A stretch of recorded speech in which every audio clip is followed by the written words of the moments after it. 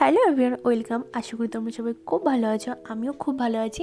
তো এখানে আমি আরও একটি নতুন ডিশ নিয়ে চলে এসেছি, chicken in lemon butter sauce. তো এটা একটি কন্টিনেন্টাল ডিশ। তো এটা আমি কীভাবে করেছি তো তোমাদের সাথে এটাই আমি শেয়ার করব। তো আই হোপ কি তোমাদের ভিডিওটা ভালো লাগবে। তো চলো আমি রান্নাটা কী করে করলাম তো আমি সেটাই তোমাদের সাথে স্টেপ বাই স্টেপ শেয়ার করব।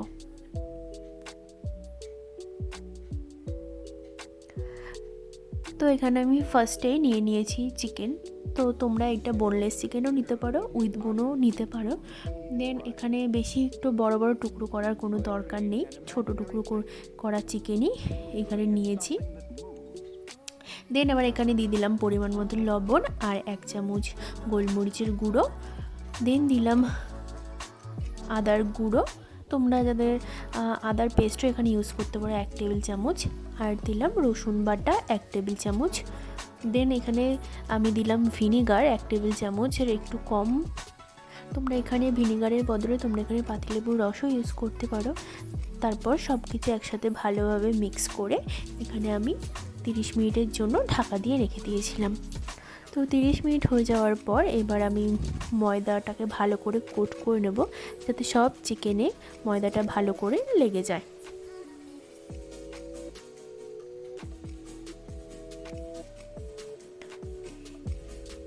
এটা মাখা হয়ে গেছে আমার। দেন এখানে একটা কড়াই নিয়ে নিয়েছি। এবার কড়াইয়ে আমি দিয়ে দেবো 3 টেবিল চামচের মতন সাদা তেল, আর দেব 1 টেবিল চামচ মাখন। তো এবার এটা মেল্ট হয়ে গেলে একটু আমি হালকা নেড়ে চেড়ে নেব।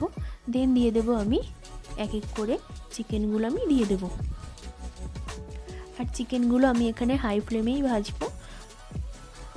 আর খুব একটা চিকেনগুলো ভাজার দরকার নেই, চিকেনগুলো একটু ব্রাউন কালার হয়ে গেলেই আমি এক এক করে এপিট ওপিট করে উল্টে দেব।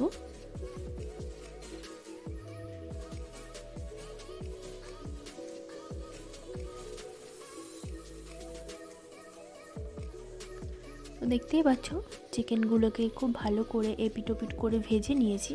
দেন আমি 5 মিনিটের মতন এখানে ঢাকা চাপা দিয়ে রাখবো। তো এবার ঢাকনা খুলে দেখতেই পাচ্ছ চিকেনগুলো বেশ একটু ব্রাউন ব্রাউন কালার হয়ে গেছে। তো এবার আমি এটাকে উঠিয়ে রাখলাম।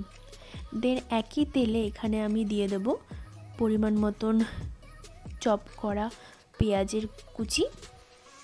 তো এবার এটাকে আমি খুব ভালো মতন করে একটু ব্রাউন কালার 2-3 মিনিটের জন্য এটাকে ভেজে নেব। দেন এখানে কালার বদলে আসলে আমি দিয়ে দেব 1 টেবিল স্পুন রসুন কুচি। এবার সব কিছু আবার ভালো করে ভেজে নিতে হবে হালকা ব্রাউন কালার আসা পর্যন্ত।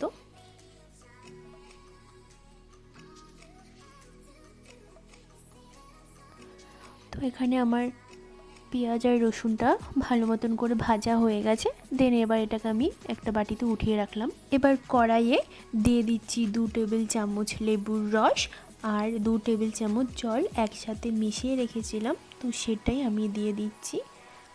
আর এই সময় গ্যাসের ফ্লেম একদমই লোতে রাখতে হবে। আর অনবরত আমি এটাকে নাড়াচাড়া করে নেব। দেন আমি এখানে দিয়ে দিলাম 2 টেবিল চামচ বাটার। তো বাটারটা মেল্ট হয়ে গেলে এবারে যে ভাজা পেঁয়াজ আর রসুনটা আমি উঠিয়ে রেখেছিলাম তো সেটা দিয়ে আমি খুব ভালো মতন করে আবারও মিক্সড করে নেব সব কিছু একসাথে। তো এটা মিক্সড করার পর এবার যে চিকেনগুলো আমি ভেজে রেখেছিলাম তো চিকেনগুলো আমি দিয়ে দিচ্ছি এক এক করে, দেখতেই পাচ্ছ। তো চিকেনগুলো দিয়ে দেওয়ার পরে এবারেও সব একসাথে আমি খুব ভালো মতন করে একসাথে মিক্স করে নিচ্ছি। দেন আমি এখানে দিয়ে দিলাম 1 টেবিল চামচ গোলমরিচের গুঁড়ো। তোমরা তোমাদের ঝালটা অনুযায়ী তোমরা এখানে গোলমরিচটা ইউজ করো। দেন দিয়ে দিচ্ছি আমি এখানে 1 কাপ জল।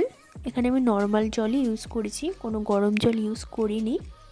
তো জলটা দেওয়ার পর এবার সব কিছু আমি আবারও খুব ভালো মতন করে মিক্স করে নিচ্ছি। তো এবার আমি ঢাকা চাপা দিয়ে রাখবো 10 মিনিটের জন্য। তো 10 মিনিট পর আমি ঢাকনাটা খুলে দিলাম। তো দেখতেই পাচ্ছ একটুখানি গ্রেভিটা একটু শুকিয়ে এসছে। তো আবারও খুব ভালো মতন করে আমি সব কিছু একসাথে মিক্স করে দিলাম। আর এবার এখানে আমি দিয়ে দিচ্ছি, এখানে আমি নিয়েছি আমুলের ফ্রেশ ক্রিম। তো তোমরা চাইলে যে কোনো কোম্পানির তোমরা ফ্রেশ ক্রিম ইউজ করতে পারো। আর ফ্রেশ ক্রিমও এখানে আমি একটু 5 টেবিল চামচের মতন দিয়ে দিলাম। তোমরা তোমাদের আন্দাজ অনুযায়ী তোমরা ফ্রেশ ক্রিমটা এখানে ইউজ করো। তো ফ্রেশ ক্রিম দেওয়ার পর আমি খুব ভালো মতন করে সব কিছু একসাথে মিক্স করে নিচ্ছি। তো এবার এটাকে আমি বেশিক্ষণ আর ফোটাবো না। তো এবার আমি গ্যাসের ফ্লেমটা অফ করে দেব। আর তোমরা চাইলে এখানে ধনেপাতাও ইউজ করতে পারো অথবা তোমরা পার্সলি পাতাও ইউজ করতে পারো। যেহেতু আমার ধনেপাতাটার ফ্লেভারটা সেরকম একটা অতটা ভালো লাগে না, তো এখানে আমি সেরকম ইউজ করিনি। তো তোমরা চাইলে অবশ্যই এখানে ইউজ করতে পারো।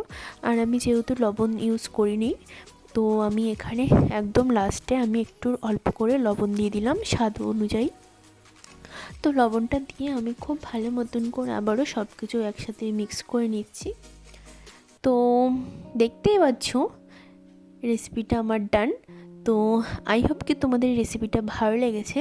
আর দেখতেই পাচ্ছ কতটা ইয়াম্মি লাগছে রেসিপিটা দেখতে।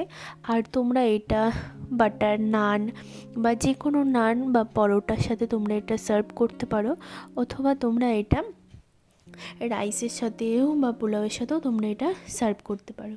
তো আই হোপ কি তোমাদের এই ভিডিওটা ভালো লেগেছে। ভালো লাগলে অবশ্যই লাইক করো, কমেন্ট করো, ফ্রেন্ড ফ্যামিলি সবার সাথে শেয়ার করো। আর আমার চ্যানেলটিকে এখনও যারা সাবস্ক্রাইব করোনি, প্লিজ আমার চ্যানেলটিকে সাবস্ক্রাইব করো, পাশে থাকা বেল আইকনটাও প্রেস করো। কারণ আমি যখনই কোনো ভিডিও আপলোড করি তো তোমাদের সাথে সাথে নোটিফিকেশান চলে যায়। তো সবাই খুব খুব খুব ভালো থেকো। Bye bye.